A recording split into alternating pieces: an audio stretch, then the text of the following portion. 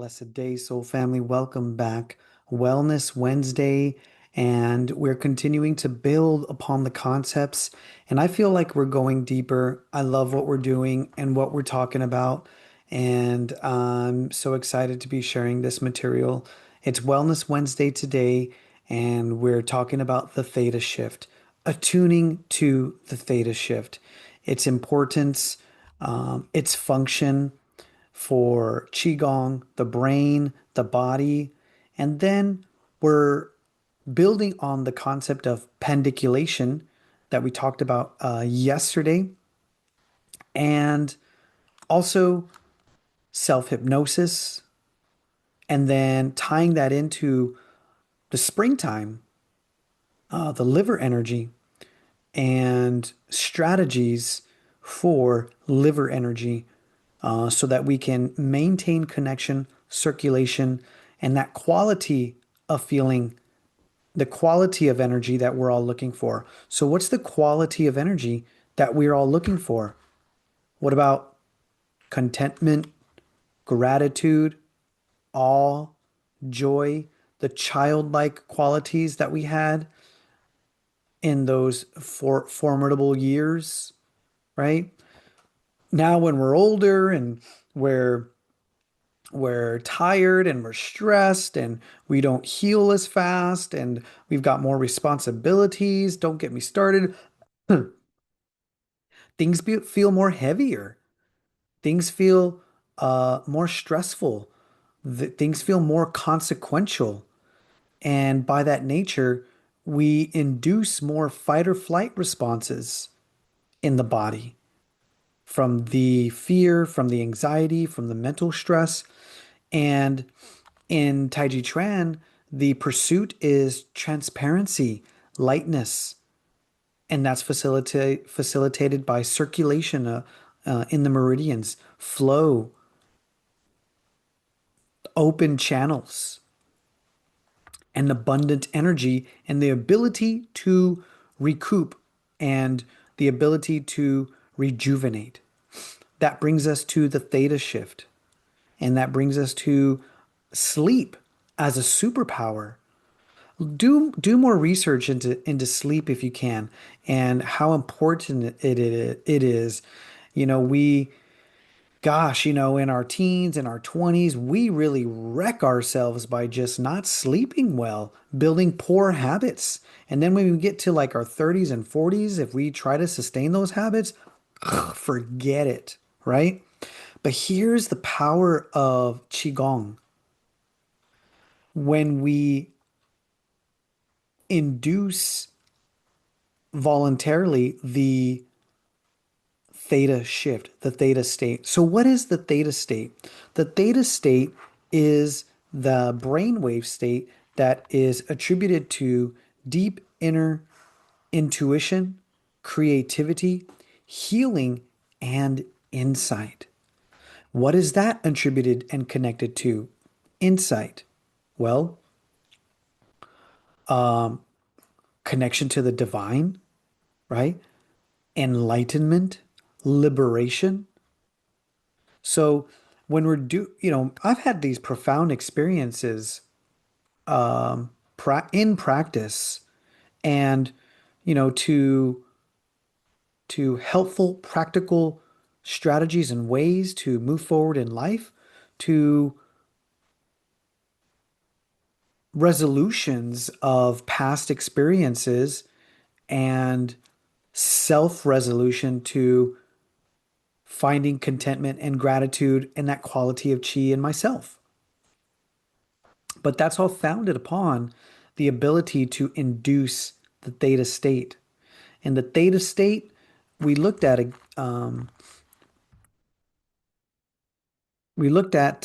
this article which I shared on Monday's video, where we have these different banners, and those are separating the different brainwave states: gamma, beta, alpha, theta, and delta. Theta is what we're going for in Qigong, semi-sleep. And what does it feel like to shift You're rushing into class, you're rushing in to try to make it, and so you're not in the theta state unless you can hurried in a act hurried in a relaxed way. But this is the quality of the brainwave state for theta. Notice the difference between that and delta, right? And then notice the difference in gamma. So I think gamma is like a high performance. There's nothing really bad about it, but it's high performance. And um, I think that gamma, I think that building to gamma from theta is what we need to focus on. We can be stressed and be placed into gamma without our desire to do so, and that builds about stress. And that takes us to the spring, liver, irritation, and anger energy, right? But when we begin, like in Qigong, a movement and a practice where we start from a semi sleep state, and then either we build repetitions or we build through load or we build through complex movement, we can go into gamma founded upon theta, right? So I have this video about the theta state that I want to share, and I'm just going to share a clip of it, but if you like more, it's unlisted. I can share it with you. Take a second, see how you feel as you're coming in to watch this, video. You're coming in from your life and from the things that you're doing. What is your state of being? Are you hurried? For a lot of times, for a lot of us, in a lot of moments of the day, we find that we're hurried.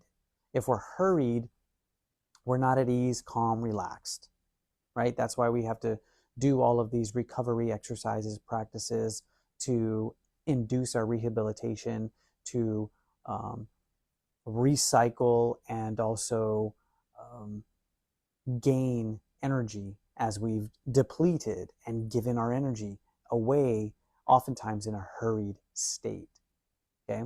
So the theta shift is shifting to the relaxed state, shifting to the state of ease, shifting to the state that'll connect us to the semi sleep state.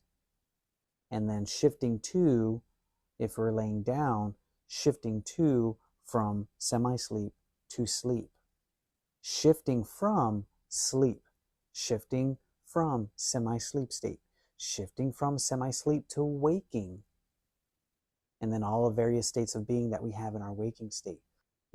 So, how can we be more aware of what we're doing and how we're helping our body to restore its energy? How can we be more aware of that, right?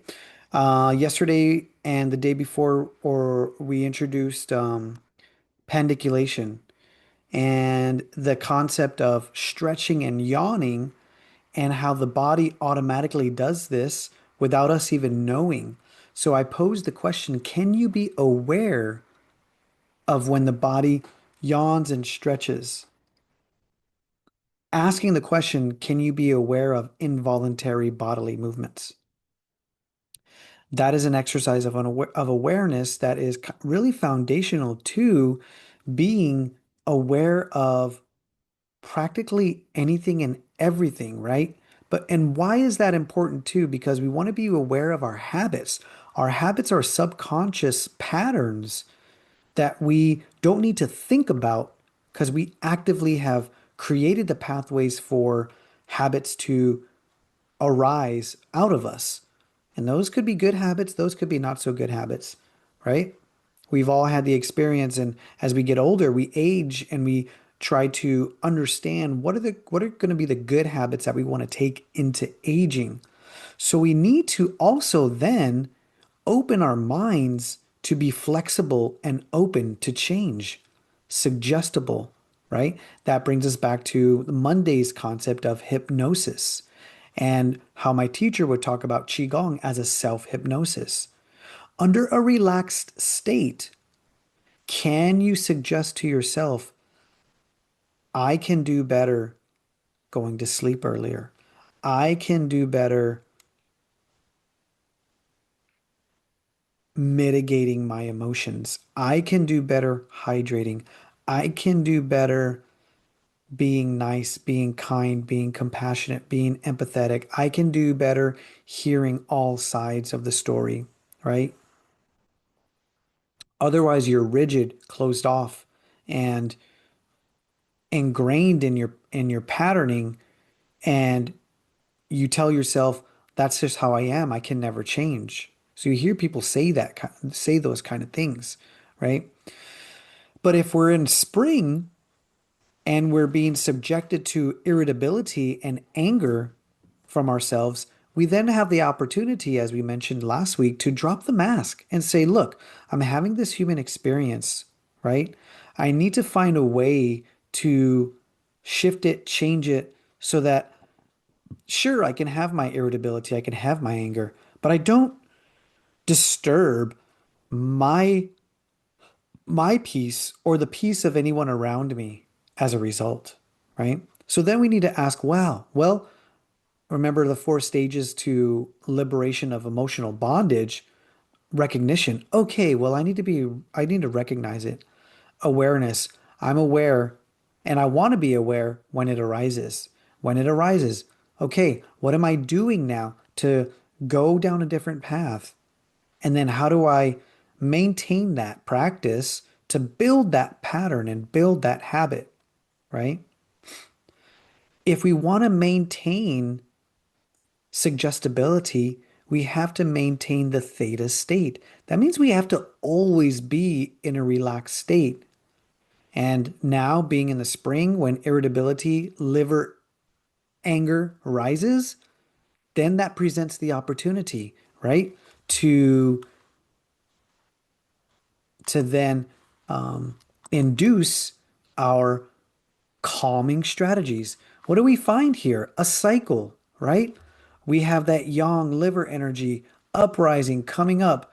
It gets its max. We realize and we say, we attune to the experience, right? And say, okay, this is as much max as I'm willing to go. Now we start to induce theta state. Bam, come down. Recycling, right? Tomorrow it arises again. And again, instead of doing what we did to in our previous patterning, we induce the relaxed state and strategies, right? We come upon this pattern here now, right? Up and down and up and down and up and down. And we could say, well, that's the natural pattern of life and existence in my emotional state, especially in the spring when my liver energy is getting activated. Or we could say, I know and I recognize and I'm aware of this Wu Ji line that is connecting. Remember, we talked about connections of order and disorder? This Wu Ji line, and you can see this arrows pointing to the circle here. But also, I would say that the Wuji line is represented by, or the Wuji circle is represented by this one line right here, right? And if we take a look at our brainwave states, we see a similar pattern. We see a similar pattern, right? Look at the theta here. Very slow, very open, right? If we have to have a pattern, let it be the theta pattern, attuned to the theta pattern, right? But if we really want to transcend, then the pattern that we want is the pattern of no pattern. That is going to be the line, right? Where we transcend the yang cycle, we transcend the yin cycle, and we just stay the eye of the storm, right? That constant line of awareness. That's hard. We might have a little up here, we might have a little down here, but that's what embryonic breathing is trying to teach us.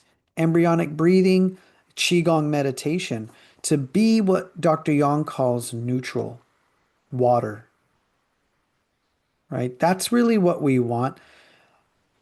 We could say that as spiritual tourists, we come to experience all of the ups and downs and the roller coaster of life and living. At the same time, our spiritual nature is connected still to transcendent energy, transcendent consciousness, right? And put the plane of potential, the sea of possibility, the Wuji state. So then that brings us to sleep and what I want to talk about in sleep. If you're really interested, then you're going to stay and you're going to watch this and you're going to hopefully implement it and you'll let me know how it goes for you. If you're really interested here in tying these things together, sleep, the theta state, qigong, and wellness, lifestyle, and living, then what you're going to do is something along the lines of the spring massage, coming in and out of sleep, the spring massage. And what is the spring massage? It's the eyes because it's the connection to the the outer representation of the liver. Why do we get tired and close our eyes and feel that in the eyes? Because the liver is on fire. The liver is out of balance and it's too yang. So we need to, that's why going back to pandiculation, remember pandiculation, we're talking about reflect the body's natural reflex to yawn and stretch. We also have that natural reflex to rub the eyes when we're tired, right? So why wouldn't we want to do that before bed or before waking up upon arising from bed, right?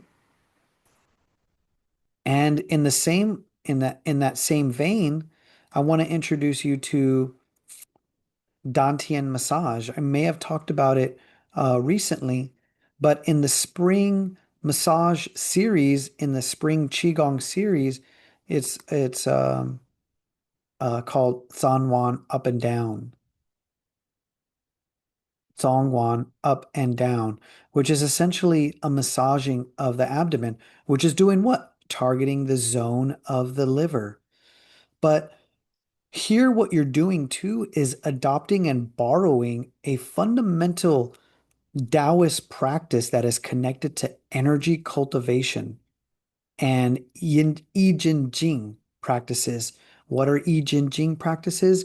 They're muscle tendon change exercises and strategies for strengthening the body. In order to strengthen the body, you have to have abundant amount of energy and chi. One, to fill the body, and then two, to recover when you have micro tears or microfractures or stretch too hard or activate too much lactic acid. You need energy also to recover and recuperate. That's what Dantian massage is doing. So what I'm proposing here uh, is an is is an intentional sleep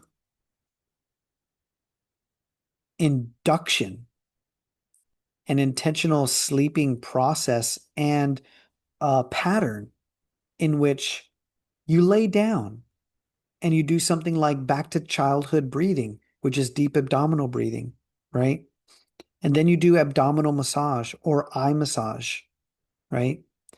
And you come as you already have the inertia of your biological clock connected to the circadian rhythm. So you're borrowing that now to induce the semi-sleep state, the theta state, where you can meditate if you want, or you can fall asleep. Upon waking, you're coming out of the theta state, right? You're coming out of the theta state into the waking state, beta, right?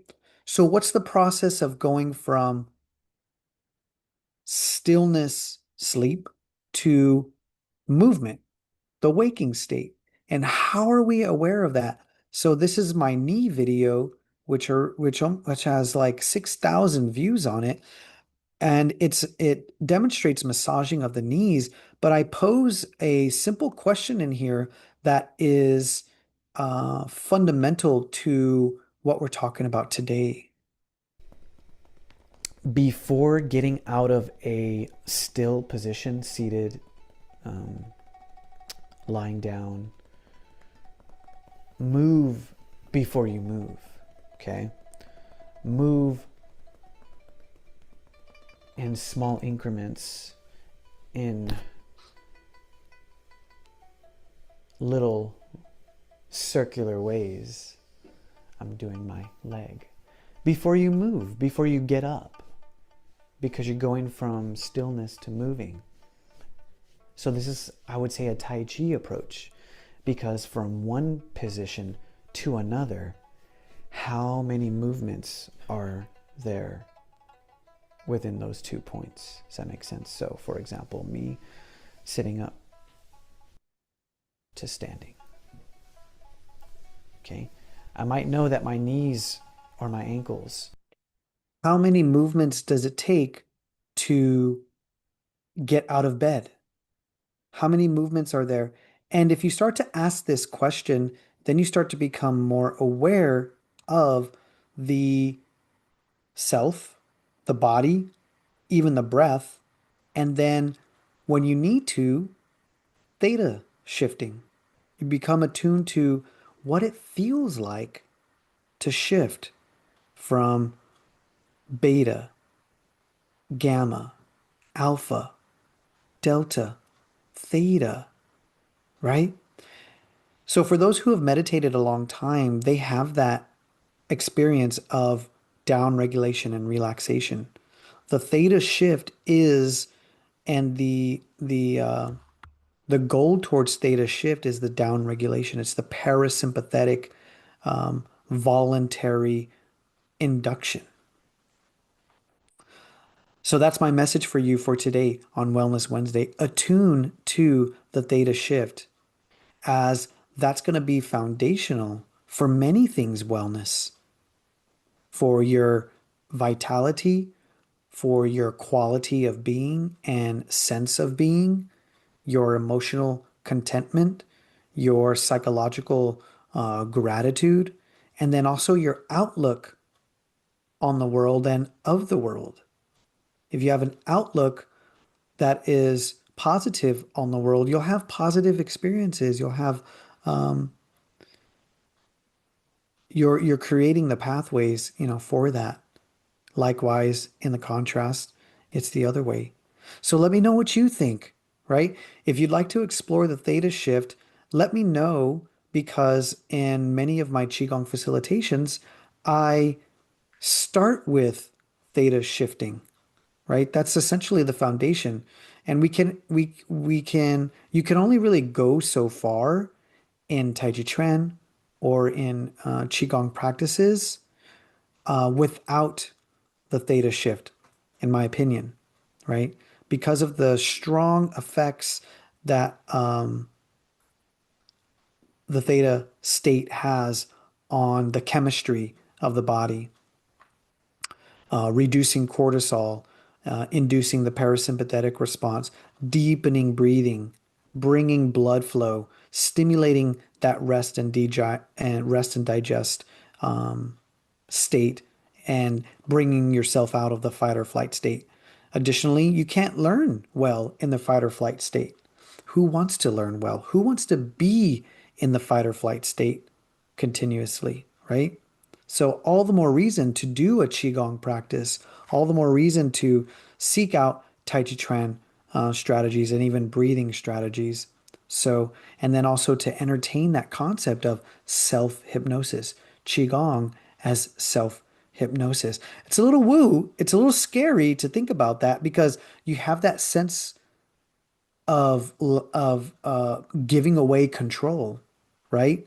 But when it comes to change, when it comes to having an open mind, when it comes to growth and improvement and development, we have to tell ourselves and realize that we are not in control. We have to drop that mask. There's many things that we are not in control of, and the stories that we try to tell in a way that we think we have control over all these things, and not in control of many things, in which we need to drop that mask and realize so that we can um,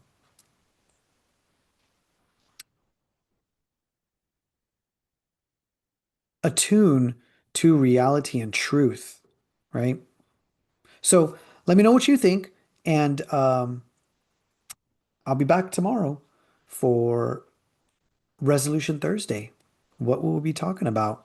How do we build foundations for resolution? Does this help maybe with conflict resolution? Right? If you're trying to be a mediator, if you're trying to mediate two conflicts, how's it going to be helpful if you are in a fight or flight response and state with the disputants? Maybe that's something we'll explore. Till next time, may your chi flow smoothly, and please remember to embrace the woo.